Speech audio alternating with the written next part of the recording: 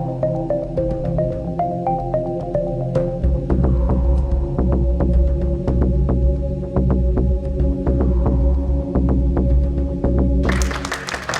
know, I don't know how many of you know, but the longest running lottery program in the world is in Spain. And a few years ago, a guy who won the mega lottery, some people asked him, say, how did you choose that number? And he said, it's simple. 7 is a lucky number for me.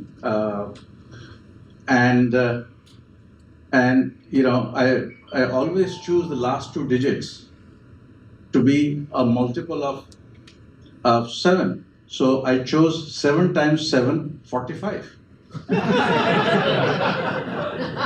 So moral of the story is that a lot of people get very lucky in life.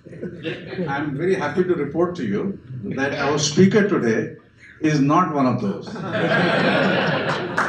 He has had a repeated success. In fact, this is his 3rd exit. And long time ago, I was talking to him. And well, actually, let me go back chronologically. Last year, we had SAP as a grand sponsor. And Gary offered to pick up the speaker at the airport. And he picked up the speaker from the airport, brought him to convention center. And this guy, he's the president of SAP, he gets up to give a speech on SAP. In the middle of this thing, he calls Gary on the stage and starts talking about his company. So I said, after this thing was over, I said, Gary, hats off to you when you got a guy who has paid $100,000 to talk about his company, to interrupt that and start talking about your company. That's a great salesmanship right there. So this apparently, some people are born, some people sort of evolve into, entrepreneurship. So I think he is not into the born category. I did some investigation and found out that his father actually was a professor, right? He was a professor. So as far away you can get from selling is teaching. So I said, how did he get there? So it turns out that he used to be one of the few Punjabis in a Gujarati college. Where was that? Ahmedabad.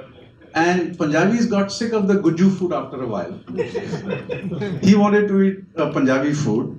So what he did was, he found some older Punjabi lady somewhere in Ahmedabad and said that, I'll get you business for 10, 15 people if you cook for us every day, but I will be free. So, sounds like a Punjabi. So I'm very happy and very delighted that Gary is being featured as the My Story speaker today. He has been in the best traditions of Thai. He has also contributed a lot as a volunteer. He has been Thai board member, as well as he has been a convener of ThaiCon for 2 years. So I'm very happy that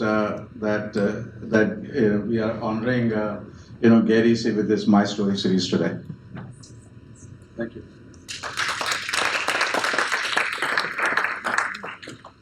Thank you, Venk. My Story is a program that started at Thai about 4 years ago. It's been immensely successful, brought in some amazing entrepreneurs.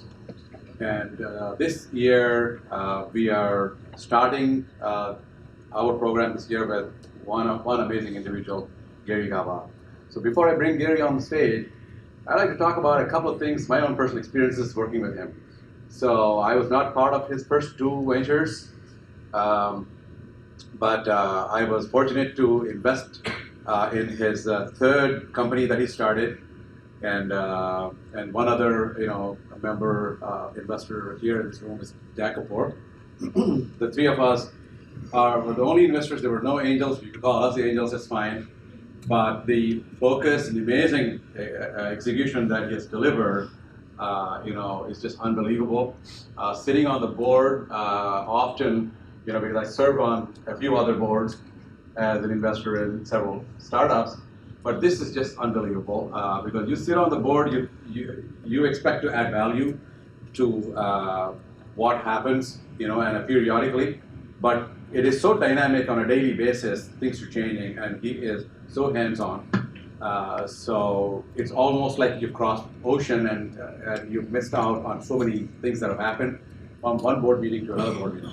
So it's just a very self-made individual who I think I've not seen the likes of in my experience of 22 years of being in this business and something like that. So that's my personal story about him.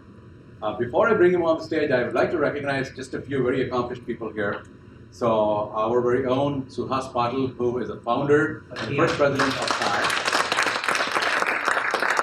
an amazing entrepreneur. And of course, the very fact that he has come to Gary Gauba's event is an honor in itself.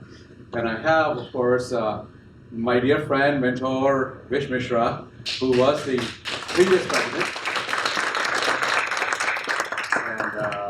Of course, he also has a illustrious background and an amazing individual.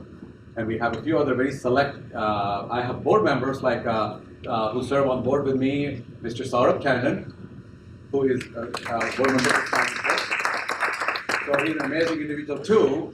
He has delivered what, I could say in the last 22 years, consistently in the last 3 years, if I'm not mistaken, Saurabh, $1 million level sponsorships. Never happened in the history of time. So he's an amazing guy. And then we have some very accomplished charter members here in our audience. One serial entrepreneur is here, Mr. Sam Nathan.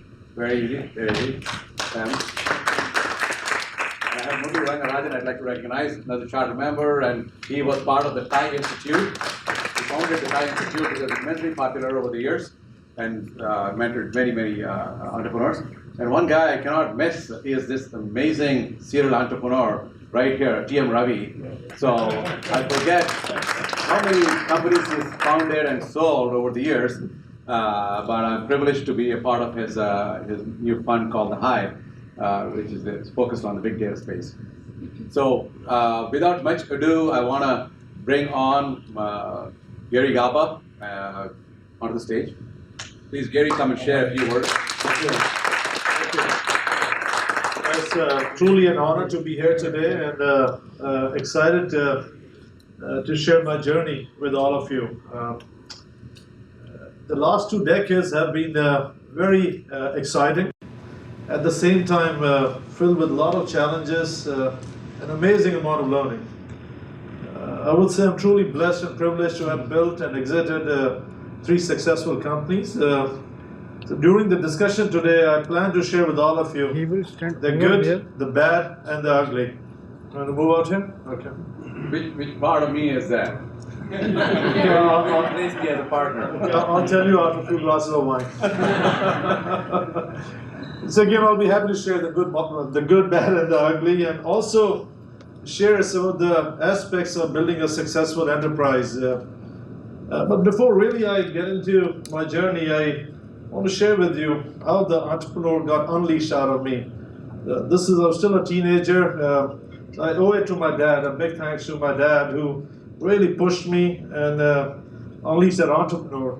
So this is finishing the first semester. I was doing a bachelor's in chemical engineering. I was in the college shooting team. I go back home and tell my dad, hey dad, I need to buy an air gun. He said, okay, you're going to use it once and you will never use it again. I said, Dad, I'm in the college shooting team. What do you expect me to use my fingers to shoot? He said, son, you hurt me. I said, okay. I said, okay, I'll go on the money. He said, go on it. Now do realize at that time, growing up in India, there was no concept of summer jobs. Your parents fed you till you got married, you had kids. So I said, what did I get myself into? So I started flipping the newspapers, and they were introducing air fresheners in India. And the folks who are from Delhi, near Dhalakua, there was an army cantonment area. That was my first site. So I go there, day one, I had maximum number of sales. I said, this is very cool. So 15 days, every day, I was on the top. I had 2 more months to kill, so I did another gig, and this one I have to share with you. So this is, remember at that time, folks who were in India at that time, there was a water shortage. Syntex is a big company out there. At that time, it didn't exist. They're doing a survey, and where they wanted to figure out if this concept is going to work. This is a water tank you put on the top of the house, pump the water, and the electricity is not there, gravity flow. So I still remember, and 8 o'clock, I go to Kamla Nagar, knock the door. This guy comes out in his nice suit or dhoti and pajama and banyan, looks at me, crushes the hell out of me, bangs the door on my face. So what that taught me was, you got to do your homework. At that time, TV was not big in India. 8 o'clock on Wednesday, Chitrahar used to come. For American friends, the soap opera, right? And so I realized, right, I should have done my homework. And till this date, I remember that. You got to do your homework before you go knock on the door. So at the end of the summer, I had enough money to buy my air gun, gifts for parents, money left over. So I went to my dad. Hey, Dad, here's the money. Don't challenge me again. So, that was clearly at that stage I knew chemical engineering was not something meant for me, but it was just a stepping stone to where I wanted to be. And I wanted to be my own boss and go build a company. So I did my undergrad in chemical, went to the US, did my master's in chemical engineering, and my master's thesis was converting garbage into alcohol. And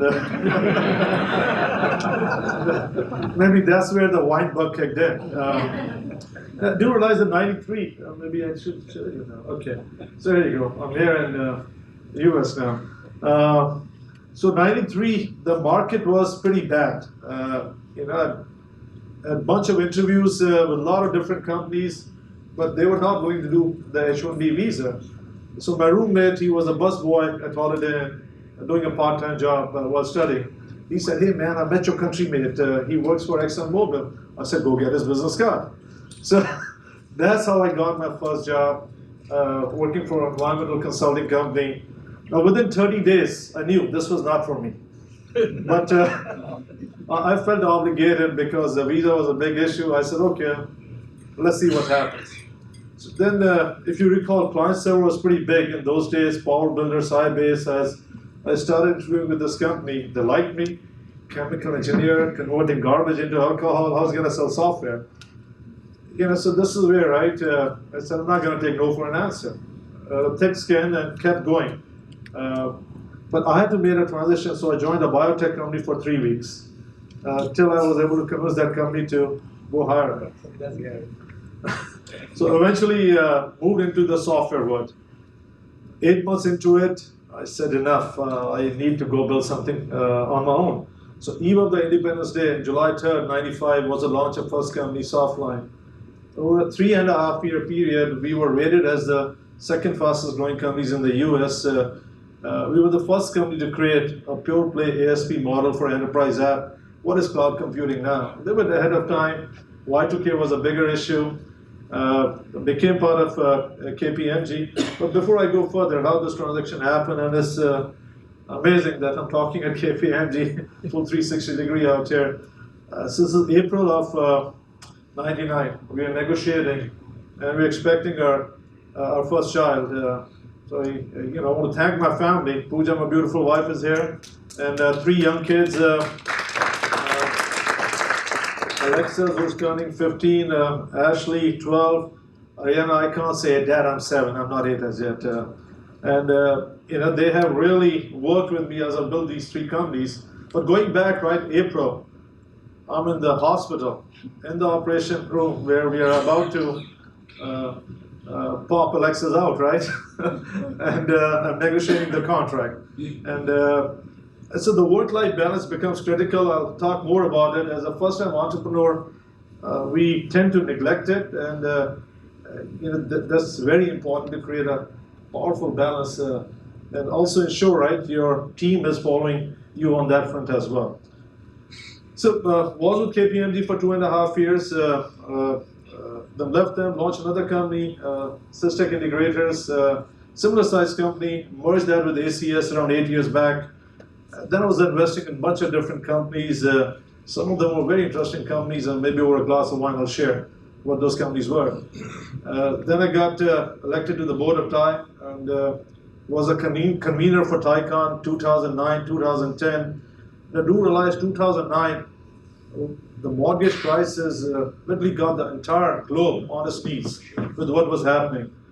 In 2009 TICON, we were propagating the message of optimism that this is the best time to launch a business if you have a good idea.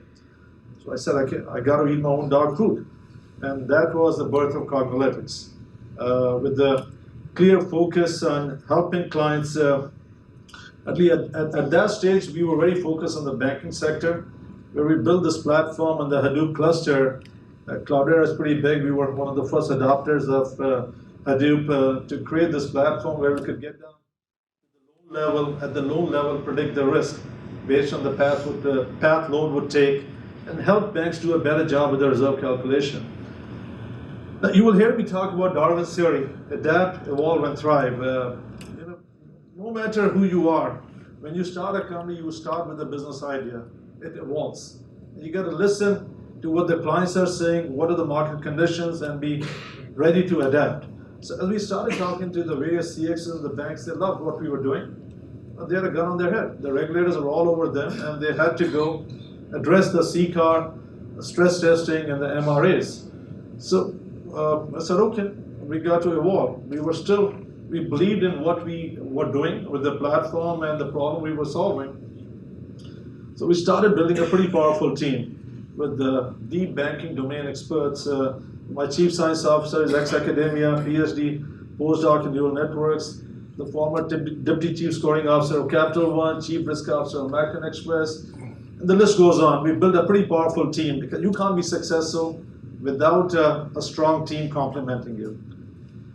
And then we said, okay, banking is good, but it's a risky market based on what was going on. So we started expanding into other segments: retail, healthcare, manufacturing, and big data was still evolving. We said, okay, where do we want to be at the end of the day? So what is our end state game? We said, okay, big data analytics as a service. Do not try to abbreviate that. That stands for badass. So essentially, we started building these algorithms around various verticals, right? So for example, healthcare, we could go in and go solve business problems like the early detection of breast cancer, heart diseases, readmissions, and getting into the manufacturing preventive maintenance. And we started playing with cybersecurity using deep learning and machine learning techniques. But it was clear to me that in order to provide big data and analytics as a service, you need other assets which are very capital intensive. You need the network, you need the data centers, you need the cloud. And last year as a company, we were growing 30% quarter over quarter. And one thing which I did not mention, right? So all these three companies which I have built, they have been bootstrapped. We have not raised a single penny from outside. And it's a different dynamics when you're doing and scaling the company. And I'll talk more about some of the Soundbites, what it takes when you're doing that. And I'll open it up for Q&A at that time as well. It was clear that this decade is decade of data. And how we help clients monetize data as a strategic asset at a global footprint, you need a right partner who has the right assets which can help you go accomplish that vision. So there were a lot of companies all over us, a lot of strategic, a lot of PE companies. Centrallink came into play. And let me talk a little bit more about Centrallink, and I'll get back to big data and analytics as a service. So just to give you an idea, Centrallink is a Fortune 158 company, the third largest telco in the country, present in 5 continents, almost 48,000 employees, 58 data centers, and they had acquired a cloud company 2 years back, and a powerful network. And 20% of the global internet traffic goes through our network. So this is for us like kid in a candy shop with what we can do with this data and what we can do with the cybersecurity. And we are the only 3 companies which have the highest level of security with the government. And in fact, I'll be getting engaged on a subcommittee around big data and analytics to talk about some of these aspects at the government level. So we started talking 40 days start to finish. We were able to complete the transaction, and now 90 days, almost 90 days into the business, I'll say our predictive algorithm was good. We predicted it'll be a good acquisition. It's an amazing company, down to earth executives. I was just at the first board meeting last week, and it's an amazing amount of energy and how we can go drive value to the 98% of the Fortune 500 companies where we are serving today. So it's all about how we serve the transformation message, which Glenn, who's our CEO, has laid out, using big data and analytics. I could keep going, but maybe what I'll do is, in closing, share some sound bites. Let me ask you, right, how many of the folks are emerging entrepreneurs out here in the room? You want to raise your hands? Good, good. How many of you are corporate executives who want to really get into building your own enterprise? Great, great. So, the number one thing, right? Dream big. That's how I started 3 companies. And once you zero in on the right business idea, make sure you do your homework. That's where I shared my example of 8 p.m. back in India. You got to do your homework. You got to talk to the customers. You want to talk to your colleagues, understand the market dynamics, and get laser focused and execute. And once that is in place, it's all about people. Building the right team, which complements yourself. And in order to do that, it's very important that you know what your strengths are. And pick and choose the right leaders, which gives you the best offense to have you accomplish your dream. Not the 49er offense right now, but pick up the best offense out there. Then it boils down to the culture. It boils down to the leader to build the right culture. You do not want your employees to think it's an 8 to 5 job. If that's where they end up, you're not doing something right. So you got to ensure that they are part of the dream, and they understand the end state vision, and they are ready for the ride. And it also becomes critical that you have to lead by example. You cannot expect your colleagues or employees to work late nights, weekends, if you're not doing that. Mutual respect becomes very critical, and ego should have no place in the culture. Just kick it out. Absolutely very critical to do that. Instincts. I'm a gut guy, right? And the gut has done good for me over the last 3 ventures. And if you can develop that 6th sense and weave it in your DNA, it's going to do a lot of good for you. How do you go scale the business, especially while you're bootstrapping the business? It's very complex and very challenging. I was fortunate to pick up that earlier on. All the 3 ventures, we've been able to select the right partner who has a big brand. And by picking on the big brand, we were able to go create a much bigger brand and effectively sell the IP-based solutions and reduce the cost of sales at the same time. Very important. Work-life balance becomes very important, and it really boils down to who's just laughing out there. It's very important, especially the first-time entrepreneur. You don't know the difference, right? You have 2 families, right? You got your wife and beautiful kids, right? And your business is your 4th kid or your family, and you got to figure out how you balance those things out. But absolutely critical to figure out the right balance, not only for yourself, but for your team members as well. When to monetize? That's a $1 billion question. As an entrepreneur, we always feel we are unstoppable, we are invincible. But at times you don't see the headwinds. So it's always good to stay grounded and do the right thing versus otherwise.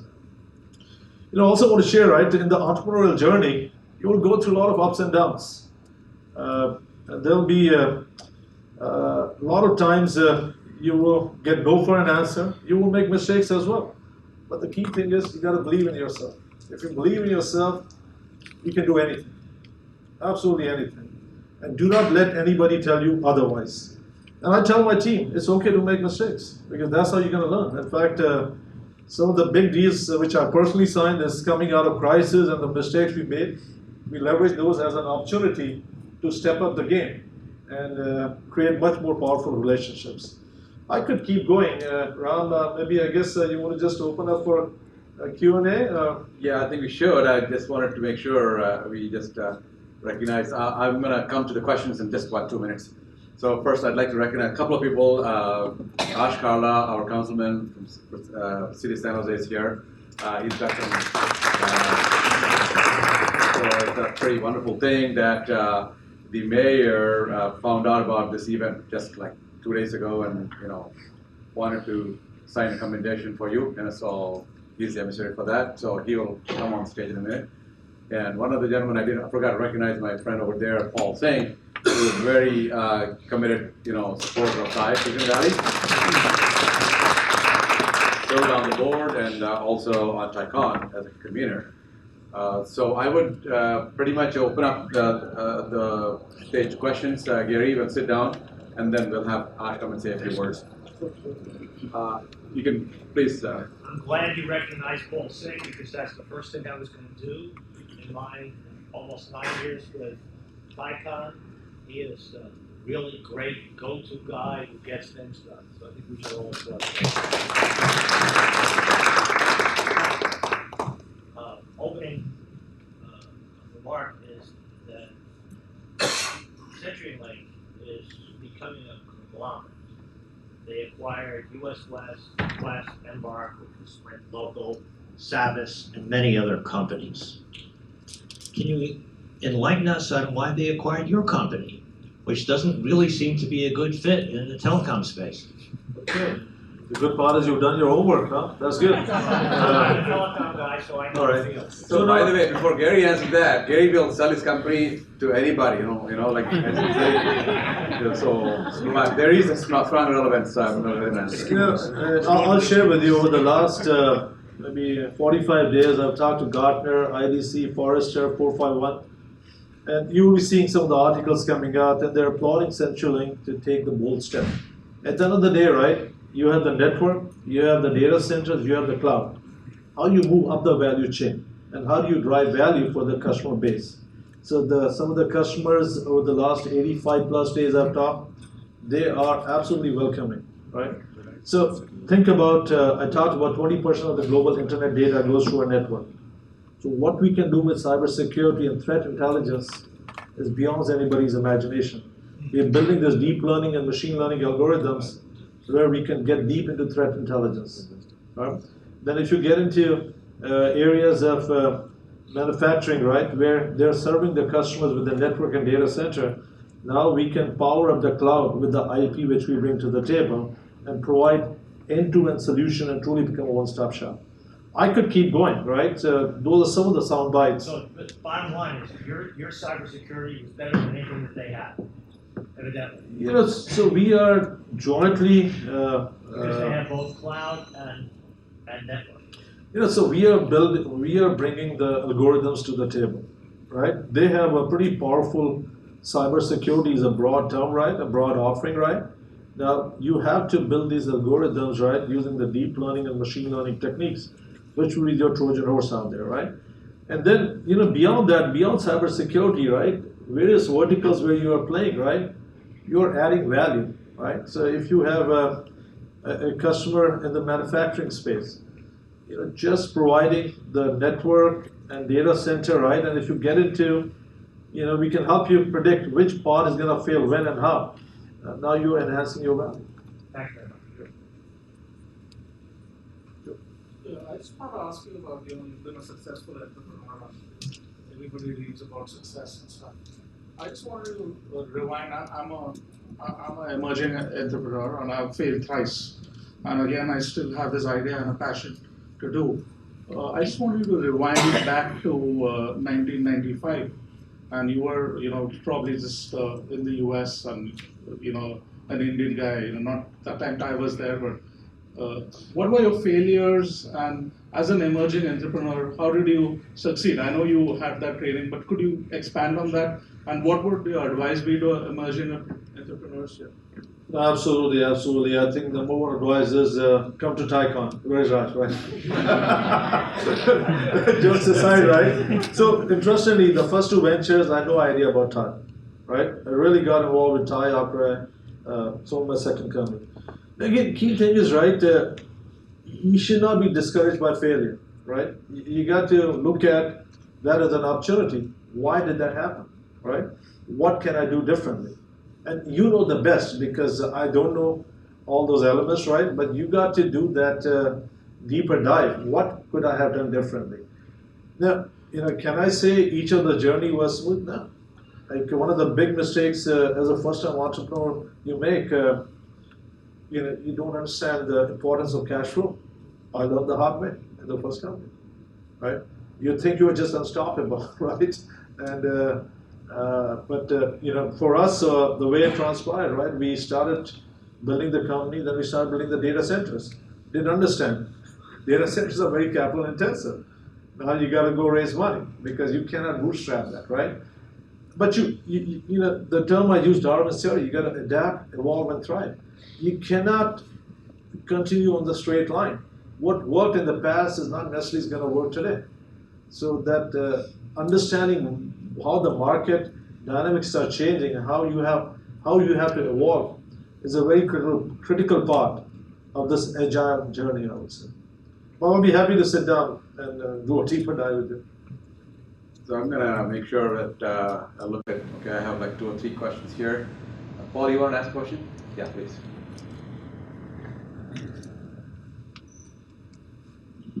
So Gary, I'm sure a lot of entrepreneurs are asking this question, so I'll ask on their behalf. What are 3 mistakes that you think were sort of the worst mistakes or the mistakes that you will always say are probably learning for all the other entrepreneurs that you made in your career? So I don't like to use the term mistakes, right? I like to use the term what could I have done differently, right? Okay. And to me, again, right, you got to do your homework, right? Whether you are about to launch a new business or you're ready to go, sit down with the customer and pitch your ideas, it's just super critical to do your homework. And as a first-time entrepreneur, right, you get this feeling that you are absolutely invincible, right? And you can go conquer the Mount Everest, right? Which is a good feeling to have. You want to have that energy and passion, right? But that homework becomes super critical. Second piece, which I was alluding earlier, right? Importance of cash flow. Because, those principles we do not pay attention, and that can come and hurt and haunt you. The third piece, which is important, I talked about people, building a strong team which complements you. So 1 + 1 should not be 2, it should be 5. And ensuring you have the right set of leaders, partners, right, and you are ensuring the accountability is clear. And so those aspects become very critical as you start growing and you start scaling the business. And if those pieces are not buttoned up, it can come and haunt you. Okay, great. One more question. Yeah, please. Hello. Okay, Gary. So you and I met the hallway. So I'm going to ask the same question that I asked in the hallway, which is hopefully will benefit everybody. Sure. So you talked about you did 3 companies and you didn't raise any round of funding. You didn't go to institutional investors. Can you elaborate on that a bit more? Because from my perspective, in order for any business to get the best of the best employees, to run the best operations, you need a lot of capital, regardless of whatever business you're in. So how could you crack that nut? So, obviously, there's more than one way to skin the cat, right? So it really boils down to what kind of appetite you have, right? To me, it was important, you got to lay out that vision. And you want the right set of people to come and join you in that journey. And you have to be upfront. This will be an entrepreneurial journey, right? I use the term nowadays, structured chaos, right? Because if you really want to be part of this enterprise, right, there will be a little bit of chaos, and chaos results in a lot of good things if it's managed, right? So in all the 3 cases, right, Was it stressful? Absolutely, right? Now, because now you're spending every dollar because it's your own money. And that forces you to think differently, forces you to ensure that you're optimizing every single penny you are spending, and ensuring that you're not rushing to failure. A lot of the times, right, you get the VC money, right? All the VCs are on top of you, but you have a lot more runway. So they're good and bad, right? At the same time, you'll give up a lot of the company away, and you will lose the control. And it's okay, depending on what you're trying to accomplish will dictate. So there's not a good answer or a bad answer. It really boils down to what kind of business you're about to create. If there's a lot of capital-intensive nature, and truly you can create that into a mega enterprise, by all means, right? Mitigate your risk, right? But if the capital requirements are not too high, I would say go push yourself and align yourself with the right channel partners. Get the co-innovation customers earlier in the equation, right, versus later, and figure out how you manage your cash flow. Great. Dipti, the lady over there, next, please.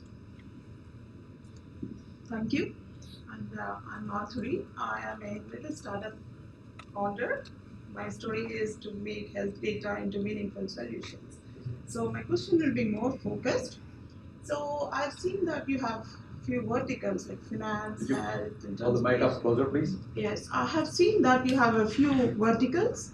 So can I ask you, among all these verticals, which was lucrative and which was more challenging to break? That's one question, if I may. What are the decisions you make when you're choosing? I've seen that you are using Hadoop, HANA, and probably a few more. Yeah. So how do you make decisions, vision part? Can you? Yeah, sure. So we are in the predictive business, right? So it's easy for us. Okay. So let's just take healthcare since that's important for you, right? So healthcare can be tricky because of the HIPAA compliance. And the good part is as becoming part of Centrallink, all the data centers are HIPAA certified. So that makes our life a little bit easier. And there's some powerful partnerships we have with some of the biggest providers out there where we can go syndicate that data and come with much enriched data set to go enable those meaningful insights. Now, in terms of Hadoop or HANA, right? Again, I talked about the partnerships, right? And again, if you look at big data and analytics as a service, right? Whether you sell it as a service or every single enterprise have to have that structure. They need to have that high performance fabric. And we are saying Hadoop and HANA because there's some powerful partnerships we have with SAP, with Cloudera, and Pivotal. You'll be seeing an announcement coming out on their ODP, what we're doing with them. So that's a function of that. But again, we don't lead with technology. We lead with what is the business problem. As I was sharing, our mission statement is all about how we help clients monetize data as a strategic asset. It all starts with what is the business problem and how can we help them drive the top line, increase the bottom line, or mitigate the risk. Once we zero in on that, we'll see what assets they have. Right? They can leverage our offering as a service, or we'll go work with them and ensure that we help them solve those business problems.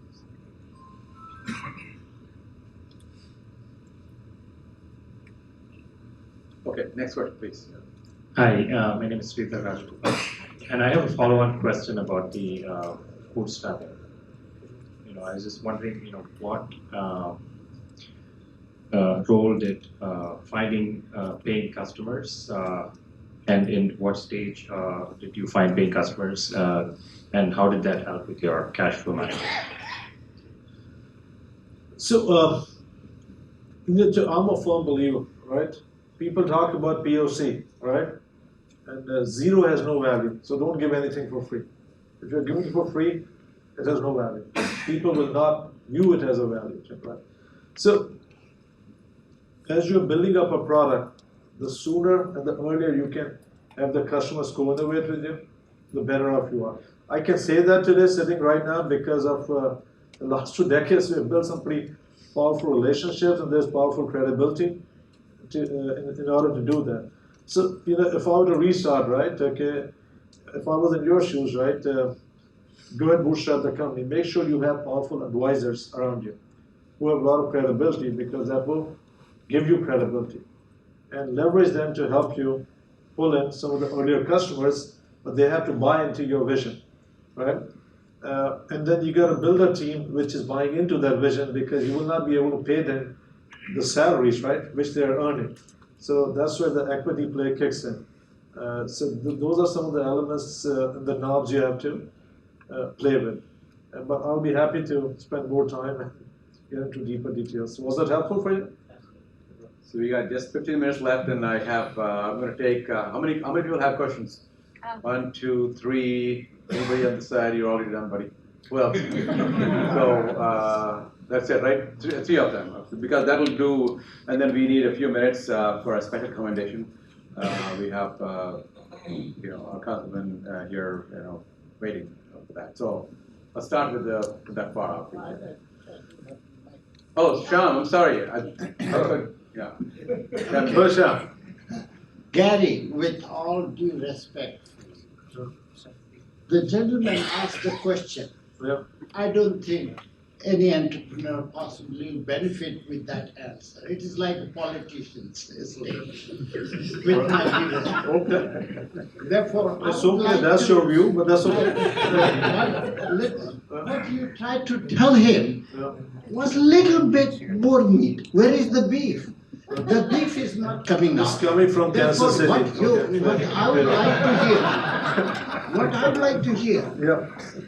I can understand your third company, you may have made money before and you may have paid 20 or 30 people. But what happens in the first company that you started, which was a bootstrap? Yeah. How did you manage that? If you have to hire 20 people, nobody wants for just for a share on the equity. Nobody. I disagree 100% with you. I disagree 100% with So you. that is what if you can tell that formula, that will help. I think it's a very long question, so requires a short answer. At the end of the day, right, as a leader, you have to go show the vision, sell the value, right? And if you buy into it, great. If you don't, and there are people who didn't, and they're now looking back why we did not, right? So no two people are alike, right? And if you don't have a meeting of mind, it's a good thing. It's not a bad thing or a good thing, right? Equity what? Absolutely. Equity absolutely works because That's what it will help others. yeah, it absolutely works, right? But it really boils down to, right, what is your end state vision? But that's great. We have one more question on that side. Hi, Gary. My question is, when in all of your three companies, did you file IP and did you get sued for IP, and how did you handle those situations? And does it really benefit in the software industry for you? Obviously patents are important, right? We did not spend a lot of time on the patents. And should we have? Absolutely, we should have, right? Like, we're moving at a rapid pace, right? And if again, patents are patents, right? If you think it's really, really deep and meaningful, by all means, right? But then you get into all this litigation mania, right? Which is not worth the time of an entrepreneur. You rather spend time adding value for the customer and building value for the ecosystem versus. For example, you're working in deep learning and machine learning, so there would be a lot of patents in that space. Yeah. And you get notices, and then how do you handle those? No, we will. Okay. As part of Centrallink, we will. We'll be finding some deep patents, trust me. Thank you. Okay, can you give the mic back? Yes. So there was one more question on this side. Who was the gentleman? Right there. Okay. So before I go to you guys, I have a couple of questions I get to ask. So I didn't get a chance to do that. First of all, I wanted to let you know. Gary Gauba is not only an entrepreneur 3 times, but he's also a very ardent investor. He's a very clever investor, and when he invests in companies, one time there was jokingly, there was a conversation, and it said, "What do you look in this person, right? When you walk to the restroom, you walk quickly or you run quickly. You want to get things done. That's the kind of guy he picks." So he picked some really good investments, and I usually like to say, Gary, what are you doing? So which company are you investing in? Oh, is that right? And I just go and join him and then write on a check. So it's easy for me. So I want to ask him, out of all the investments that you've done, is there something that's really something that's something interesting, that something special that maybe you want to talk about? One or two companies that kind of come out of the normal. So there's one very interesting company I'll talk about. Nothing to do with what my education is, what I've done. It's a luxury hotel for dogs. So I did not have to worry about the equity or other pieces out there. So this was a hotel called Pooch, right? So the lobby is, we sold it to Petco, very good investment. You go to the lobby, is like a 5-star lobby. And the chairman's suite is a king-size bed with a treadmill and a plasma TV. And it was a phenomenal investment. And especially right at that time when I was an investor before we sold it, I used to tell my friends, right, if your wife tells you, go to the doghouse, you're welcome to the Pooch.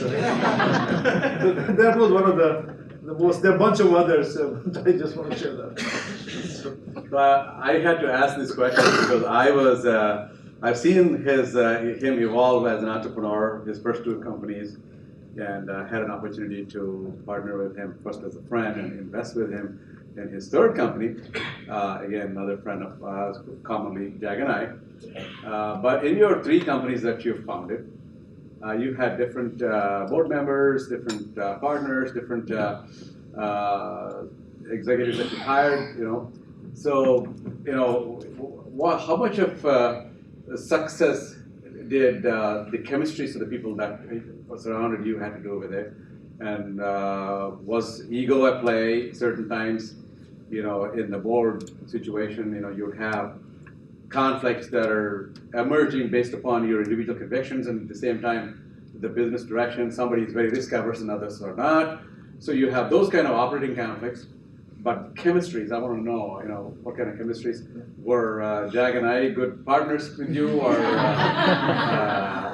was there anything, I'd like to ask that question. I had to put him on the spot there because, otherwise he'd give me a political answer. Ram, it's a fully loaded question. I got to drink a few glasses of wine that I can answer for you. How much did you pay him? But jokes aside, right? At the end of the day, it's all about people. And you got to build a powerful team around you, whether they're your partners or they're your leaders. And the key thing is how they complement you. I can't sit here and say I know everything. Okay, the big data analytics are very dangerous right now, but I can't say I am deep, right? So you got to really surround yourself with the smart people and ensure that they step up and take accountability.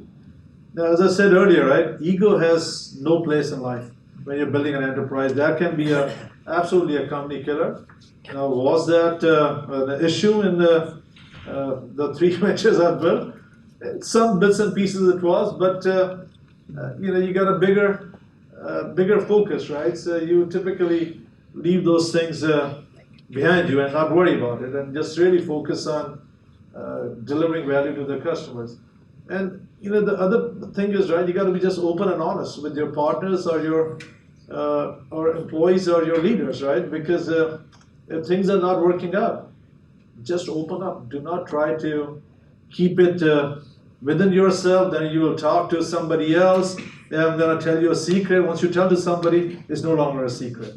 So the best thing is be open, honest, and resolve the conflict. And if things are not working out, it's okay, you only live once. So you got to enjoy what you're doing and you got to enjoy your life. How's that? I gotta make a comment, so nobody has a chance. Make the comment quickly, and then you're going to ask a very quick question, and Gary's going to answer a very quick answer. Guys, I'm gonna take just 1 minute to talk about Gary's skills as a salesman or a person that can convince somebody. And this is a true story. We are sitting having dinner at Robuchon, which is probably, Joe Robuchon is world's century's best chef. And he comes out and shaking hands with all of us, and it was arranged. And before you know it, the guy doesn't speak a single word of English. He has an interpreter behind him telling him what we're saying, and he's responding. And Gary is there teaching him how to make lamb. That's Gary. I was just telling him, right, you got to infuse Indian spices and you step up the game. Yeah, he's a great foodie, so I'm not surprised at all. My friend, please. Yes, Gary, I have a question. So what do you see yourself after 2 years, 3 years, or 5 years, for yourself as well as for your company? What is your vision for yourself as well as for your company? So we are the predictive business. I should be able to tell you exactly, right? So right now, I'm laser focused on what we can do with Centrallink, right? As I said, right? Then 5 continents is a hidden gem out there. So the focus is going to be the 98% of the Fortune 500 companies we have, how we deliver value for them, and create the in-state vision which I had of big data and analytics as a service, as a reality. And 5 years down the line, I think some of my good wines will be ready to be opened up. So I'd like to bring in our councilman Ash Kalra, who has some commendation from the city of San Jose, our friend here. Please, Bill. Thanks, Ram. And I did go to the opening of the Pooch Hotel, and as a poor public servant, I gotta say it's nicer than most hotels I stay at. But it's just a pleasure for me to be here. And I just found out about this program sometime last week. I think I saw it on Facebook or something, and I wanted to take the opportunity to recognize Gary. Oftentimes, we do commendations, recognizing organizations and companies. We don't always recognize the most important part of those companies, which are the people behind it. And in this case, one person who I think has demonstrated great leadership, inspiration, and frankly, could have been here for hours answering questions, and I think everyone would stay because has a wealth of knowledge. Now, Ram alluded to the fact that I got this done pretty quickly. There are certain protocols, as you can imagine, when it comes to putting a commendation like this together. And typically, because we're a large city, get a lot of requests at least a week or two before, submit it at the mayor's office, get it checked and all that. I literally got this together so quickly. I texted our mayor, Sam Liccardo, explained to him the whole situation. As soon as he knew it was for Gary, he said, no problem. And I think that's the level of respect that we have for Gary and what he's done for our city. As a San Jose resident, as a San Jose entrepreneur, we're very proud to call you a San Jose resident and have a commendation that details some of your background. It's one more trinket for you. We hope you put it up in a place that means something to you, your office, your home, and recognize that the city of San Jose appreciates you so much. And on behalf of the mayor of San Jose, myself, the city council, and the 1 million residents of San Jose, I want to present this commendation to you.